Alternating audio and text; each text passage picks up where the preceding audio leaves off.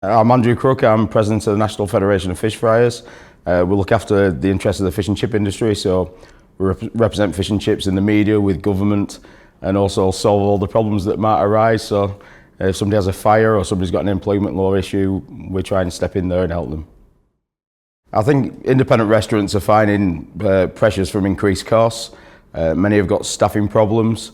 I think it's a tale of two halves. So some of the more established, the busier businesses are still doing very well. But if you're in the sub £10,000 a week turnover category, you find things challenging, especially when you get to the end of a VAT quarter and you've got your rent and you've got your VAT to find. And I think those businesses are definitely finding a lot of challenges at the moment. I think small businesses, obviously you've got to look at your costs. You've got to make sure you're operating, if you're open all week and you've got shifts that are quiet, maybe look at reducing some of the hours. Just try to minimise the time you're open and focus on the key points, the key times for trade. I also think you need to look at your menus as well. A lot of businesses, when they find times difficult, they try and expand the menus, but as long as you've got choice for everybody in the family, having 10 different types of one product is not the way to go, and I think you can make your service very difficult. So I think have a look at your menu, see what you can knock out of it, stick at the quality end, but also have some cheaper offerings as well.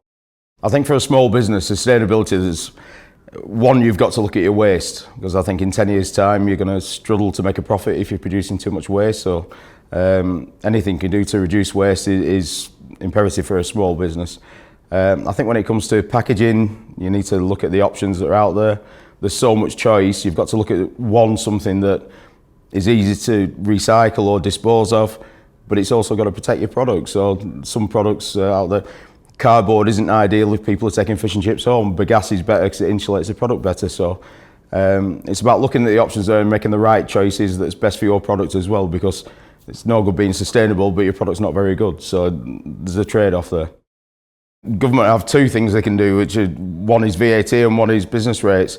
Doing business rates in isolation is probably going to do more to help the big chains than it is the small independents, but it's something that needs sorting out.